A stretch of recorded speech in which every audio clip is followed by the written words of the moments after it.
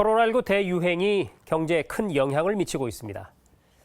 자, 지금 보시는 것처럼 코로나 영향의 정도를 이전 추세 대비 2020년 작년의 변화를 통해서 추정해 볼 때 연간 성장률은 3.7%포인트 하락, 고용은 약 46만 명 감소시키는 충격을 미친 것으로 추정됩니다. 과거의 주요 위기들과 비교를 해볼 때 민간 소비와 고용 충격을 기준으로 코로나 위기는 1998년 외환 위기에 이어서 두 번째로 큰 대형 경기 침체에 해당됩니다. 그리고 GDP 성장률 하락폭은 2009년 세계 금융위기와 비슷한 수준으로 분석되고 있습니다. 최근의 상황을 살펴보면 수출과 제조업 생산은 코로나 위기 전 추세를 회복하고 있지만 고용이나 민간 소비, 서비스 생산은 아직 위기 전 수준에 못 미치는 부진이 지속되고 있는데요. 코로나19 사태가 우리 경제와 산업에 어떤 영향을 미쳤는지 코로나 대유행 이후 1년의 한국 경제를 자세히 짚어보겠습니다.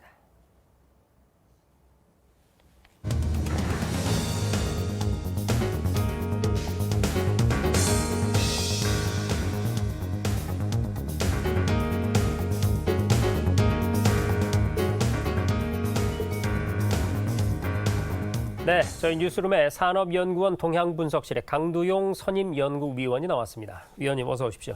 네, 안녕하십니까. 자, 먼저 코로나19 사태 장기화가 우리 경제에 어떤 영향을 미쳤는지 개략적인 지표로 먼저 설명을 좀 해주시죠. 예, 코로나가 아직 진행 중이어서 피해가 끝나지는 않았습니다만은 작년 1년 정도의 피해를 이제 추정할 수가 있는데요. 네. 말씀하신 대로 작년 1년에 우리 경제 성장률에는 한 마이너스 3.7%포인트 정도. 그 의미가 뭔가 하면은 작년에 우리 경제 성장률이 마이너스 0.9%였는데 코로나가 없었으면은 2%대 후반 성장을 할 수 있었던 것이 그렇죠. 코로나 위기로 3%포인트 이상 하락을 해서 마이너스 1% 가까운 성장을 기록한 것이죠. 그리고 같은 방식으로 고용 영향을 추정을 하면은 연간 고용을 한 46만 명 정도 줄이는 충격을 미친 것으로 추정이 됩니다. 네. 사실 이전에도 우리 경제를 덮친 큰 위기들이 몇 번이 있었죠. 앞서 제가 간략하게 소개를 해드렸습니다만 IMF 외환 위기 같은 이 과거의 주요 위기 상황과 비교했을 때 이번 코로나19 위기 상황이 어느 정도라고 판단해 볼 수 있을까요? 한국 경제가 경험한 경제 위기를 우리 경제에 미친 충격의 규모를 기준으로 네. 비교를 하면은 제일 컸던 것이 외환위기고요. 그 다음에 이제 1980년경에 있었던 2차 오일 쇼크, 세 번째가 2009년의 세계 금융위기입니다. 네.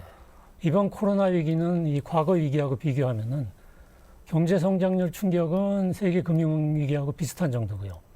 그런데 이번 코로나 위기는 그 특성상 민간 소비하고 고용에 특히 큰 충격을 미쳤습니다. 네. 그래서 민간 소비 같은 경우는 외환위기보다는 작지만 2차 오일 쇼크하고 비슷한 정도의 충격을 미쳤고요. 고용 충격은 외환위기 다음으로 큰 충격을 미친 그런 위기라고 할 수 있습니다. 네, 작년 한 해 동안에 우리가 얼마나 큰 충격을 받았나 하는 부분들을 알아봤는데 말이죠. 최근의 경제 상황을 보면 희망이 보입니다. 일단 국내 총생산, 이 GDP 성장률이 작년 2분기에 저점을 찍은 이후에 현재는 회복 추세가 이어지고 있죠. 우선 이 부분부터 설명을 좀 해주시죠. 예, 말씀하신 대로 지금 전체적인 경기는 작년 2분기에 가장 이제 침체했고 그 이후에는 회복되는 상황이고 특히 금년 들어서는 회복세가 가속화되고 있습니다. 근데 부문별로 이게 차이가 꽤 큽니다. 그래서 네. 아까 표에서도 봤습니다만은 그 제조업 생산이나 수출 같은 경우는 이미 금년 1분기에 위기 전 추세를 회복을 했고요. 네. 근데 반면에 서비스 생산이나 고용이나 민간 소비 같은 경우는 1분기에도 아직은 위기 전 추세를 회복하지 못한 상황입니다. 그러니까 이 지금 민간 소비 부진을 말씀해 주셨는데 말이죠. 아무래도 코로나19 대유행의 경제적 충격이라는 것의 이 근원적인 이유가 이 감염병 때문에 사람들이 밖으로 돌아다니질 못하는 상황, 즉 소비가 말라버리는 뭐 이런 상황이 가장 큰 촉발 원인이었다 이렇게 볼 수 있지 않겠습니까? 네, 그렇습니다. 말씀하신 대로 그 감염병 위협 때문에 특히 서비스 같은 경우에 이제 사람들이 대면 서비스를 꺼리게 되니까 그런 부분이 충격이 직접적으로 타격을 미치면서 전체 경제에 파급이 된 거고요. 그래서 수요 측면하고 공급 측면을 비교를 하면은 작년 초에 이제 팬데믹 초기에는 그 부품 공급이나 생산 차질 같은 것이 이제 많이 부각이 됐습니다만은 네. 우리가 전체적으로 놓고 보면은 공급 측 충격은 상대적으로 작았고요. 수요 부진이 지배적이었고 특히 그 소비 부진이 가장 지배적인 역할을 한 것으로 보입니다. 그래서 성장 기여도를 가지고 추정을 하면은 전체 경제 성장률 하락의 한 75%를 소비 부진이 기여한 것으로 추정이 됩니다. 네. 그러니까 이전에 다른 위기들과 비교를 해봤을 때 예를 들어서 뭐 돈이 말라버리는 현상이라든지 혹은 공급이 안 되는 즉 생산이 안 되는 현상이라든지 이런 것과 비교했을 때 소비 부진이 가장 큰 원인이었다. 그리고 또 이 충격이 산업별로 매우 편차가 크다라는 점도 이번 이 코로나19 위기 사태 특징 중에 하나로 꼽을 수가 있을 텐데요. 말씀해 주신 대면, 비대면이 아마 큰 차이가 있지 않았을까 뭐 추측되고 그걸 포함해서 구체적으로 산업별로 어떤 상황을 맞닥뜨리게 된 건지 설명을 좀 해주시죠. 말씀하신 대로 그 이번 위기의 특징은 산업별로 그 경기 침체 정도의 편차가 굉장히 크다고 하는 것이 두드러진 특징입니다. 네. 그것은 이제 이번 위기의 원인 자체가 그 경제적인 요인이 아니라 그 감염병 위협 때문에 사람들이 대면 서비스나 그런 거를 기피하게 되면서 나타났기 때문에 대면 서비스 같은 경우는 위축이 되고 반대로 이제 코로나 특수를 누리는 비대면 서비스 같은 경우는 오히려 호황을 보이는 그런 이제 특징에서 기인하는 것이거든요. 그래서 산업별로도 보면은 가장 타격을 많이 받은 업종이 우리가 흔히 그 대면형 서비스라고 부르는 대표적인 예가 이제 그 예술 스포츠업이라든지 네. 음식 숙박업, 운수업 같은 그런 업종들입니다. 그래서 예술 스포츠업 같은 경우는 작년에 성장률 하락폭이 한 30%포인트 가까이 아주 괴멸적인 타격을 받았고요. 네. 음식 숙박업이나 운수업도 20%포인트 가까운 하락을 보였습니다. 반면에 그 소위 비대면 서비스라고 할 수 있는 인터넷 쇼핑이나 혹은 또 이제 코로나의 긍정적인 영향을 받은 반도체라든지 바이오 같은 경우는 오히려 코로나 특수를 들이면서 위기 전보다 성장률이 더 높아지는 그런 모습을 보이고 있습니다. 네. 자, 산업별로 충격의 여파가 상당히 다르게 나타났다. 이 점을 지금 확인해 봤는데 그러면은요, 위원님, 이 산업별 충격이 아니라 예를 들어서 지역별이라든지 혹은 또 소득 계층별로도 충격이 차이를 보이는 점이 있었을까요? 예, 지역별로도 그 상당한 편차가 나타납니다.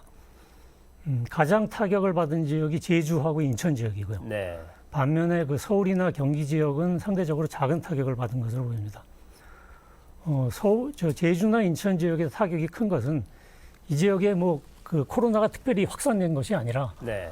이 지역의 그 산업 구조 자체가 음식 숙박이나 운수업 같은 그런 대면 서비스 업종의 비중이 높은 그런 산업 구조를 갖고 있기 때문이고요.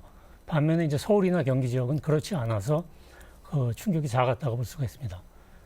그 다음에 그 소득 계층별로도 이 뚜렷한 특징이 나타나는데요. 우리가 이제 정부에서 주는 보조금 같은 그런 것을 제외한 그 가게가 스스로 벌어들이는 가계 소득만을 기준으로 하면은 소득이 낮은 계층일수록 충격을 크게 받은 그런 모습이 뚜렷하게 나타납니다. 그래서 우리가 소득 계층별로 5그룹으로 구분을 하면은 가장 소득이 낮은 소위 우리가 1분위 계층이라고 부르는 네. 그 그룹의 이 소득 감소 폭이 10%포인트 가까이 되고요. 소득 수준이 높을수록 충격이 작아지는 그런 모습이 나타납니다. 그 이유는 그 이번 위기에서 집중적인 타격을 받은 대면형 서비스업이 주로 이제 그 소득이 작은 영세 자영업에 종사하는 분들이 주로 많이 몰려있는 그런 업종이기 때문인 것으로 추정이 됩니다. 네. 자, 지금 지역별 그리고 소득 계층별로도 타격의 영향이 다르게 나타났다는 걸 살펴봤는데 이것 역시 먼저 번에 살펴본 그 산업별 영향의 연장선상에 있다 이렇게 볼 수가 있겠네요. 네. 자, 우리가 지금 알아본 것처럼 이 코로나19의 충격파 굉장했는데 사실 이 충격은 우리나라뿐만이 아니었거든요. 전 지구상에서 거의 어떤 나라도 예외 없이 충격을 받은 건데 그렇지만 그 충격의 정도는 또 나라별로 봤을 때는 다르게 나타났단 말이죠. 이번 코로나19로 인한 경제적 충격을 그 정도를 결정짓는 요인 이게 뭐라고 보십니까? 예, 국가별로 비교하면 아까 우리가 국내 지역별로 본 것하고는 상당히 좀 다른 양상이 나타나는데요. 네. 국가별로 경제적 충격의 가장 큰 결정 요인은 역시 그 방역의 성공 정도라고 할 수 있습니다. 그래서 코로나로 인한 그 인구당 사망자 수가 높은 나라일수록 경제적 충격도 크게 나타납니다. 그 다음에 이제 또 다른 중요한 결정 요인은 아까 우리가 살펴본 것 같은 그런 산업 구조적인 측면. 예를 들어서 그 나라가 그 대면형 서비스의 비중이 높은 경제 구조를 갖고 있으면은 경제적 충격이 크게 나타나고요. 네.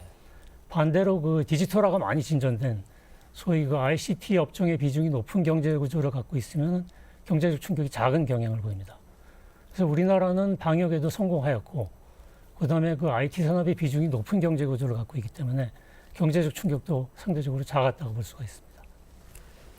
그렇군요. 위기는 기회다 뭐 이런 얘기가 있죠. 그래서 우리 정부가 이 계기로 디지털 뉴딜 또 그린 뉴딜을 적극적으로 추진하는 것 시기적절하다는 느낌을 일단 받게 됩니다. 자, 아시다시피 세계 각국이 코로나19 경제 위기를 극복하기 위해서 모든 자원과 노력을 쏟아부어서 애를 쓰고 있습니다. 이 코로나19 영향이 뭐 지금도 여전한 상황에서 정책 대응에 특별히 염두에 둬야 할 사항이 있다면 어떤 것들일까요? 예, 아직도 이 코로나 위기가 진행 중이기 때문에 정책 대응의 필요가 여전히 존재하고 또 앞으로도 이와 유사한 감염병이 나타날 수 있기 때문에 그 이번 정책 대응을 거치면서 우리가 좀 염두에 둬야 될 중요한 점이 몇 가지 있다고 생각을 하는데요. 제 생각에는 그 중에 가장 중요한 것이 이 방역과 경제 정책 간의 그 관계를 제대로 잘 정립해서 거기에 맞춰서 대응을 펴는 것이라고 생각을 합니다. 이번 위기에서 여러 나라들이 방역과 경제를 서로 상충적인 관계로 인식을 해서 그 경제 충격을 줄이기 위해서 방역 수위를 조절하는 그런 정책들을 많이 폈는데 그것들이 결과적으로는 대부분 실패한 것으로 나타났습니다.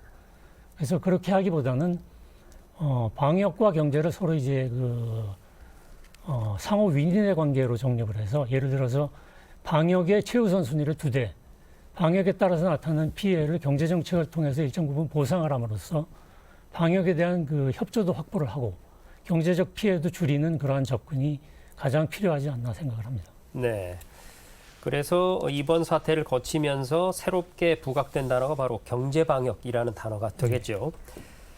자, 이번 위기를 계기로 감염병 발생에 앞으로 어떻게 대처할 것인가, 그리고 경제적인 문제는 어떻게 해결을 할 것인가, 또 기후변화 문제도 새롭게 부각이 되고 있고요. 앞으로 이런 문제가 다시 오지 않으리란 보장이 없는데 어떻게 대비를 해 나가야 될지 마무리 말씀 부탁드립니다. 예, 기후변화 위기는 이미 뭐 기정사실화된 것이고요. 그다음에 감염병 위협이라고 하는 것도 전문가들이 따르면 얼마든지 다시 나타날 수 있는 현상이기 때문에 이런 위기에 대응하는 것이 중요한데요. 이 두 가지 위기 모두 그 공통적인 특징이 한 나라가 혼자 대응할 수 있는 것이 아니라 그렇죠. 전 세계적인 공동 대응이 중요하기 때문에 일단은 국제적인 공조가 굉장히 중요하다고 말씀드릴 수 있고요. 네. 그다음에 한 나라 안에서의 대응에 있어서는 이런 위기에는 공공부문, 특히 그 정부의 그 대응이 가장 큰 중요성을 갖습니다.